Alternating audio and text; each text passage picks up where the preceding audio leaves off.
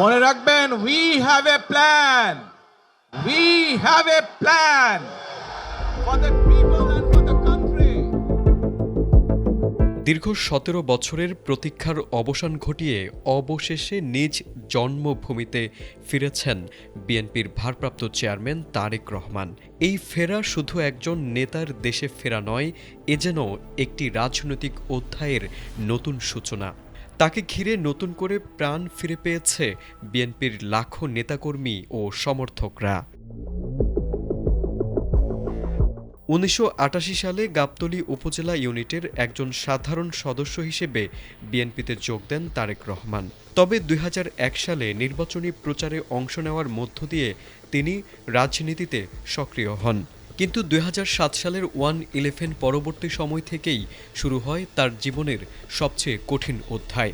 নির্যাতন, কারাবরণ আর অসুস্থতার মধ্যে তিনি দেশ ছাড়লেও দেশের রাজনীতি ছাড়েননি। লন্ডনে থেকেও দলের হাল ধরেছেন শক্ত হাতে। আর ২০১৮ সালে বেগম খালেদা জিয়া কারাবন্দী হওয়ার পর থেকে তিনি ভারপ্রাপ্ত চেয়ারম্যান হিসেবে নেতৃত্ব দিয়ে যাচ্ছেন গণতন্ত্র পুনরুদ্ধারের আন্দোলনে। দূরত্ব কখনোই তারেক রহমানের নেতৃত্বকে দুর্বল করতে পারেনি, বরং হাজার মাইল দূরে থেকেও তিনি নেতাকর্মীদের সাহস দিয়েছেন, ঐক্য ধরে রেখেছেন এবং আন্দোলনের দিক নির্দেশনা দিয়েছেন।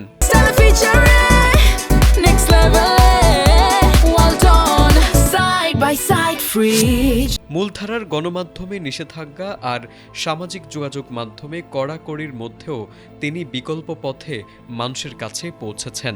রাত জেগে সময়ের ব্যবধান উপেক্ষা করে ৬৪ জেলার নেতাদের সঙ্গে যোগাযোগ রেখে তিনি প্রমাণ করেছেন নেতৃত্ব মানে শুধু সামনে থাকা নয়, দায়িত্ব বহন করাও। শুধু আন্দোলন নয়, ভবিষ্যৎ রাষ্ট্র গঠন নিয়েও তারেক রহমান নিজেকে আলাদা করে তুলেছেন। ২০২২ ও ২০২৩ সালে ঘোষিত ২৭ দফা ও ৩১ দফা সংস্কার প্রস্তাবের মাধ্যমে তিনি একটি আধুনিক গণতান্ত্রিক ও মানবিক রাষ্ট্রের রূপরেখা তুলে ধরেন। শহীদ রাষ্ট্রপতি জিয়াউর রহমানের ১৯ দফা এবং খালেদা জিয়ার ভিশন ২০৩০-এর ধারাবাহিকতায় এই পরিকল্পনাকে বিএনপি ঘোষণা করেছে দেশ গড়ার পরিকল্পনা হিসেবে। নতুন বাংলাদেশ গড়ার অঙ্গীকার নিয়ে আজ তারেক রহমান দেশে ফিরেছেন।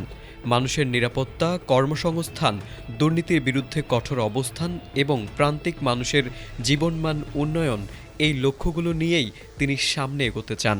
দীর্ঘ ১৭ বছরে উন্নত বিশ্ব কাছ থেকে দেখা অভিজ্ঞতা তিনি কাজে লাগাতে চান দেশের গণতন্ত্র ও উন্নয়নে। আসন্ন সংসদ নির্বাচনে তারেক রহমান বগুড়া ৬ আসন থেকে নির্বাচনে অংশ নেবেন। এছাড়া ঢাকা ১৭ আসনে তার নির্বাচন করা নিয়ে আলোচনা চলছে। নির্বাচনে জয়লাভ করে বিএনপি সরকার গঠন করলে তারেক রহমানই মূল কাণ্ডারি হবেন বলে মনে করছেন দলটির নেতাকর্মীরা। তারেক আজিজ, এটিএন বাংলা।